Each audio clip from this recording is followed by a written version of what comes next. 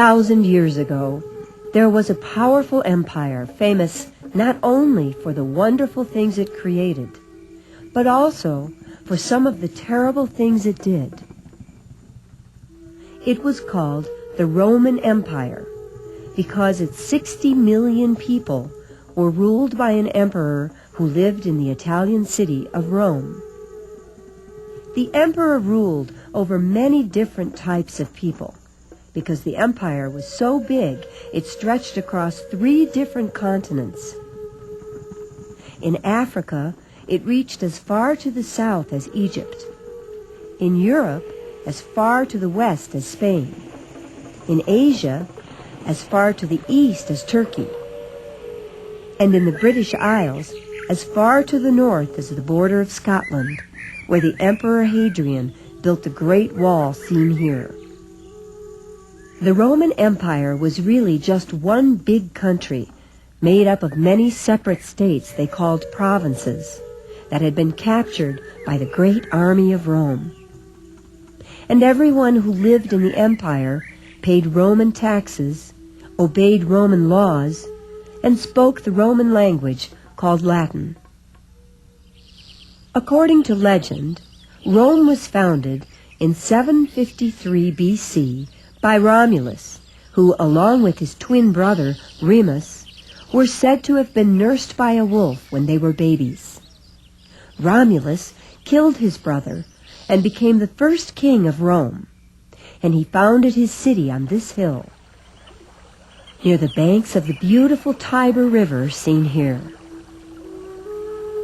Over the centuries, Rome got bigger and bigger, and so did the empire, because Roman soldiers kept conquering one country after another, always bringing their way of life to the people they conquered. And it wasn't long before the empire got so huge it was not easy to rule. But the Romans were very skilled in most things they did, and they were very well organized, and this helped them succeed where others failed. For example, they built hundreds of excellent stone-paved roads like this one that linked the distant parts of their empire to the capital city. And when they came to a river, they always built a fine stone bridge to cross it. And we are really lucky they built things so well, because we can learn a lot about how the Romans lived thousands of years ago, just by visiting a few of the many Roman buildings that are still standing today. If we visited the ruins of Roman cities that were located in different parts of the empire, cities that were built very far from one another, we would always find the same kinds of buildings. For example, nearly all Roman cities had theaters that looked a lot like this one, which is in Spain. In these theaters, people sat on stone seats, while on the stage below, actors performed plays with their faces hidden behind masks. The actors wore masks because masks made it easier for the audience to understand what the play was all about. Another type of building found in most Roman cities were the Colosseums. Here we see the Colosseum in Rome. It was a huge building that could hold about 70,000 people. These people were ordinary citizens who came to watch men called gladiators fight other men and animals to the death. In fact, wild animals such as rhinoceroses and even giraffes were captured in Africa just so they could fight against the gladiators in the Colosseums. And because for a long time Christianity was illegal in the Roman Empire, Christians were sometimes fed to the lions just to please the crowd. Besides Colosseums and theaters, most Roman cities also had places called circuses. The circus in Rome was a huge racetrack where as many as 200,000 people came to watch the chariot races. Chariots were wheeled carriages that were pulled around the track by powerful teams of horses. The Romans also loved being clean, and just about every town in the Roman Empire had public bathhouses like the one seen here. They were places where people could take hot or cold baths and also get exercise. The Romans were able to have bathhouses because every town had an excellent system for supplying running water, not only for bathing, but for drinking and for sanitation as well. That was why, on the outskirts of many Roman towns, you would see structures that looked like bridges, but were really things called aqueducts, through which fresh water was carried to the cities from streams in the nearby hills. In Roman cities, most ordinary people lived in apartments that were in buildings like these. But the richer people and their slaves lived in private houses called villas. In these villas, it was very common to find floors which were made from mosaic tiles, thousands of tiny pieces of colored glass, stone, or pottery, which were cemented together to make beautiful designs. And oftentimes, hidden under these floors were passages through which hot air flowed to keep the houses warm in winter. The Romans loved decoration, and they usually painted the walls of their houses with all kinds of colorful designs, such as those seen here. And that was why Roman sculptors carved beautiful statues and monuments out of stone, which stood in every public square. Some, like the Emperor Trajan's column seen here, had very complicated carvings. Many of the carvings showed Romans fighting their enemies. And it was so the citizens would always be reminded of Rome's important military victories that special monuments called triumphal arches were built. These enormous carved structures also helped make the Romans feel proud of the greatness of their empire. Roman cities also had special places where you could go shopping. Here we see Trajan's market in Rome, where a long time ago you would have found people selling and buying all kinds of things. Besides all the different sorts of buildings we have just seen, Roman cities also had large public squares called forums, where people gathered, where government buildings were located, and where speeches were made.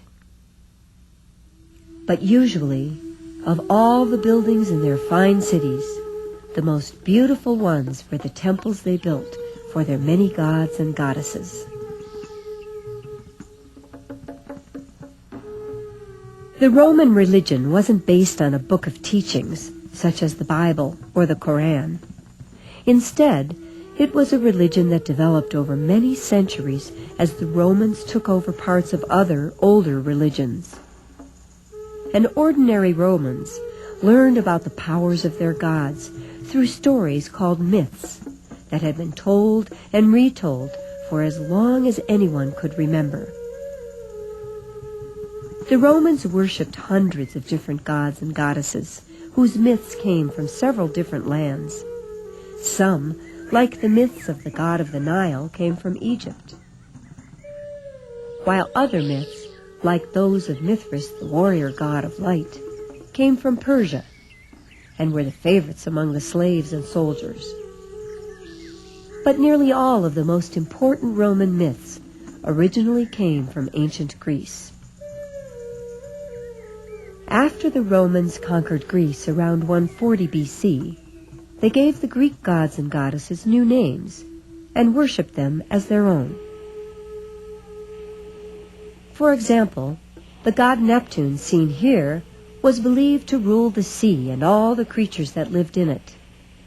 And because the Romans depended on the sea not just for food, but for transportation as well, sailors always prayed to Neptune that they would have a safe voyage. The goddess Minerva seen here was also very important to the Romans.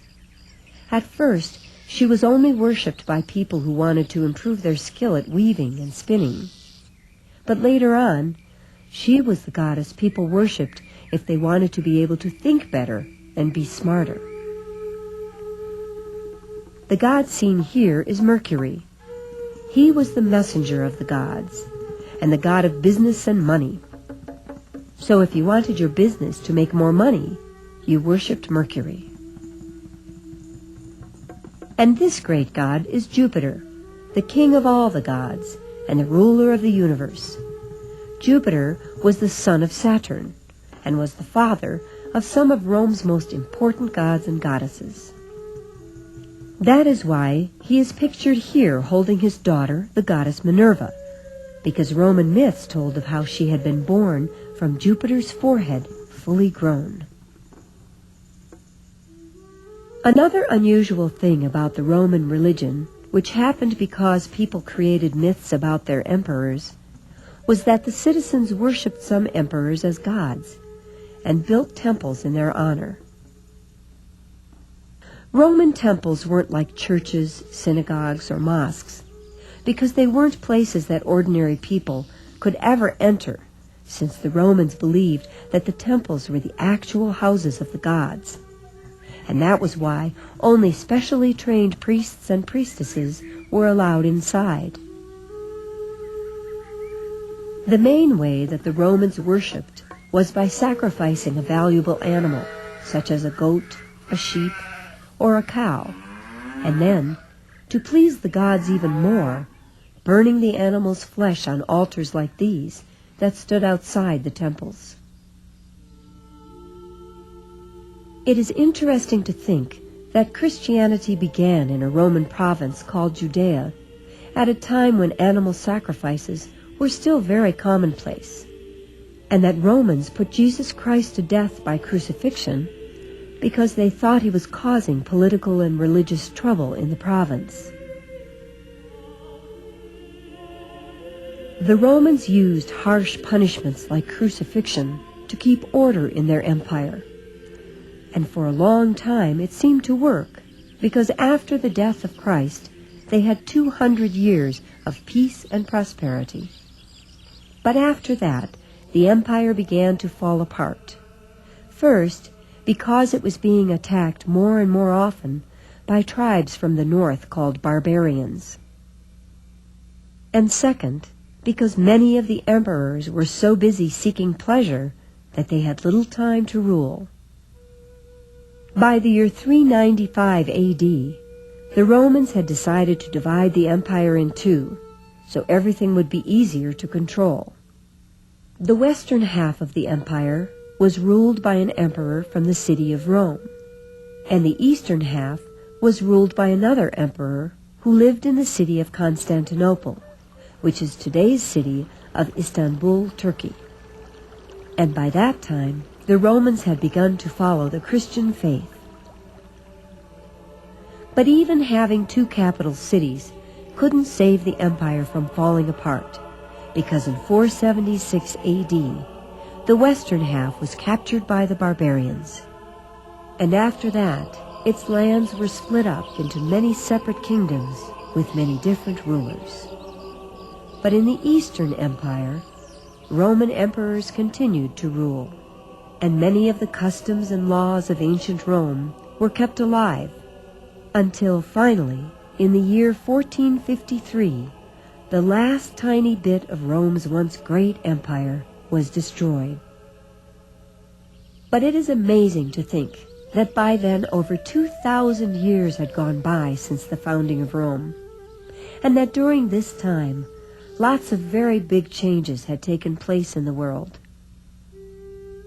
In fact, by the time the Eastern Roman Empire finally fell to the Turks, European explorers in new types of sailing ships had already entered a new era, now called the Great Age of Exploration.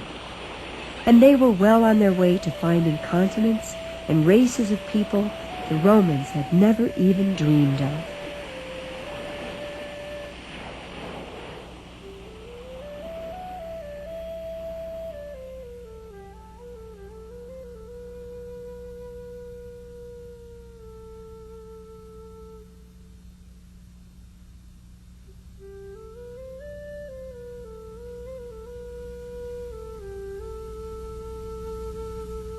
True or false? The ancient Romans sometimes worshipped their dead emperors as gods.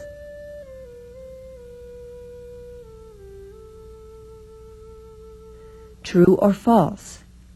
The ancient Romans were not very good at building things.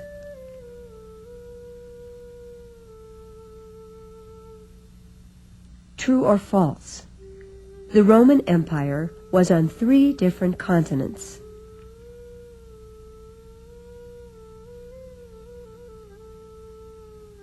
True or false? The Roman god of the sea was named Neptune.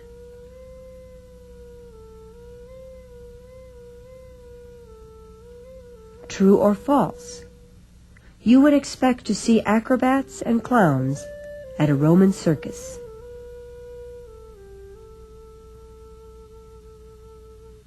True or false? The Romans built triumphal arches to remind them of their great military victories.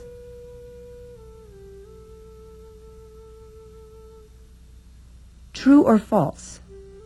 Gladiators ruled the Roman Empire for many centuries.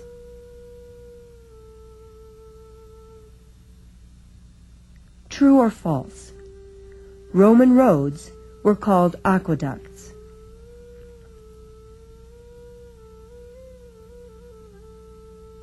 True or false? The Roman Empire never went further north than France.